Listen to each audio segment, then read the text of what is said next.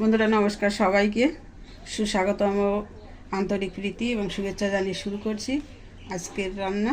তো বন্ধুরা, যেহেতু আমাদের নিরামিষ রান্না চলবে 2 সপ্তাহ, এজন্য এখন রান্না করব কচুরমুখির তরকারি। যে আজকে কিন্তু মহারানি করে দেখাবো না, একদিন হয়তো দেখাবো আপনাদের। আজকে করবে ছোটো রানি, অর্থাৎ আমার মশলা এখন কম আছে, এই কারণে আমি সাধারণভাবে এটা রান্না করে আপনাদেরকে দেখাবো। এই যে আদা বাটা জিরা বাটা নিয়েছি। আসুন বন্ধুরা, দেখুন কড়াইতে তেলও দিয়েছি, তেল গরম হয়ে গেছে। এখন আমি ফোড়ন দিয়ে দেব। তার জন্য নিয়েছি এখানে 2টো তেজপাতা, একটা শুকনো লঙ্কা দিয়ে দিলাম। বন্ধুরা, আমি বেগুন ভাজি করেছি, এগুলো কিন্তু একটু কালো দেখা যাচ্ছে, তেলটা দিয়ে দিচ্ছি। জিরা,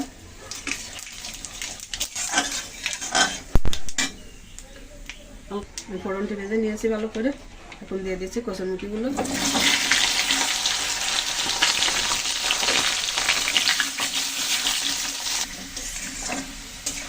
কচুরমুখিগুলো সুন্দর করে ভেজে নিয়েছে লাল লাল করে। এখন দিয়ে দেবো 1 চামচ লঙ্কার গুঁড়ি,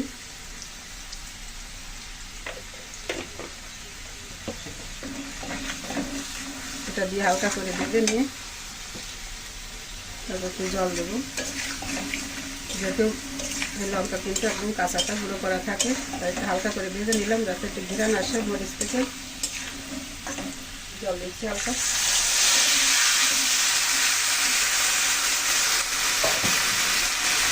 হালকা একটু জল দিলাম যাতে গুঁড়োটা জ্বলে না যায়। এখন দিয়ে দিচ্ছি একটু কাঁচা বাটা জিরা,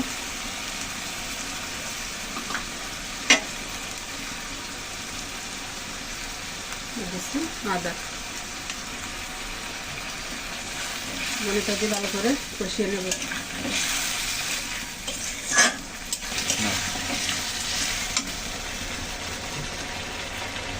চামচ হলুদ দিয়ে দিলাম, 1 চামচ।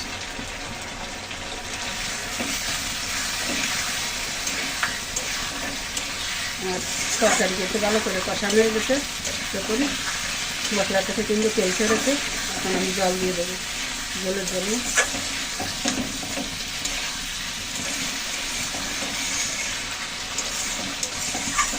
জল দিয়ে দিচ্ছি।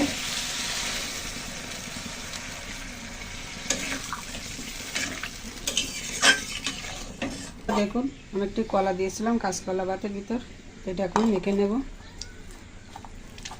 আর এই যে এদিকে আছে দেখুন বেগুন ভেজেছি। তো বন্ধুরা, কলাটি আমি একটু মেখে নিচ্ছি। বন্ধুরা, তরকারি দেখুন ফুটে উঠেছে। আমি তরকারিটা এখন ঢাকা দিয়ে রান্না করব, দেখে দিচ্ছি। তরকারিটা রান্না হতে হতে বন্ধুরা, আমি কলাটি মেখে নিচ্ছি। শুকনো লঙ্কা নিয়েছি 2টো, আর পরিমাণ মতো লবণ নিয়েছি। এখন মরিচটা ভালো করে ম্যাশ করে নিচ্ছি।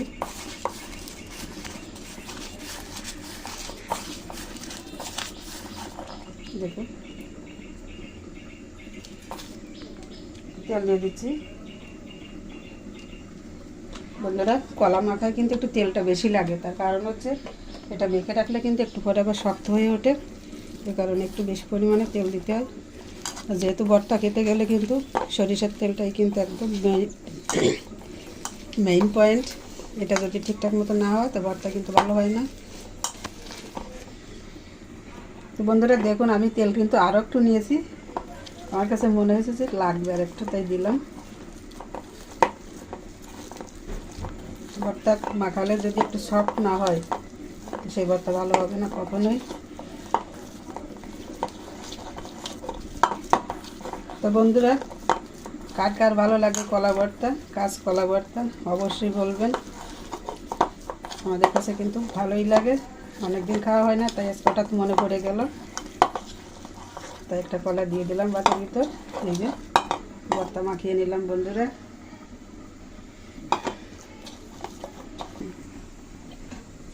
বন্ধুরা, দেখে আসি তরকারির কি অবস্থা।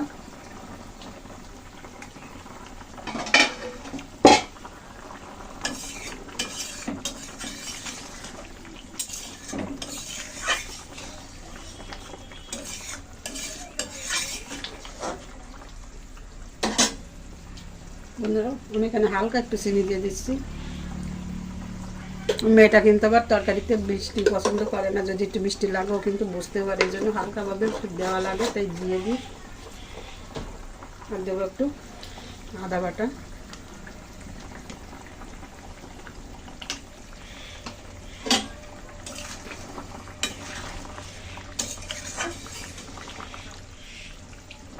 দেখুন তরকারি কিন্তু একদম সিদ্ধ হয়ে গেছে, এখন শুধু জলটা টানা পালা, এটা টেনে গেলে আমি তরকারিটা কিন্তু নামিয়ে নিতে পারবো।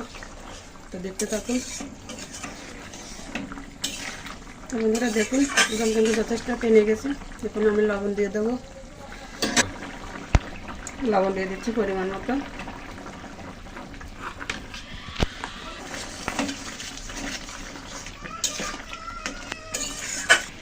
একটা জলপাই দিয়ে দিচ্ছি বন্ধুরা তরকারিতে, কচুরমুখির তরকারি তো যদি কারো লাগে পাতে নিয়ে খাবে, টকটক হলে ভালো লাগবে।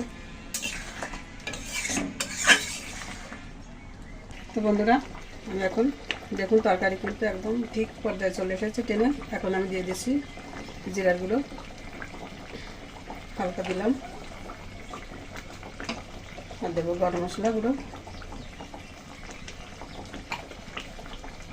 ভালো করে মিশিয়ে নিচ্ছি। তো বন্ধুরা এর থেকে তরকারি আর বেশি টানাবো না, যেহেতু কচুরমুখির তরকারি অনেকটাই টেনে যাবে, আর শীতের সময় ঠান্ডা হলে বানানো যাবে আরও বেশি। তো বন্ধুরা আমি এখন নামিয়ে নিচ্ছি, তারপর আপনাদের দেখিয়ে দেবো। ভালো দেখায়।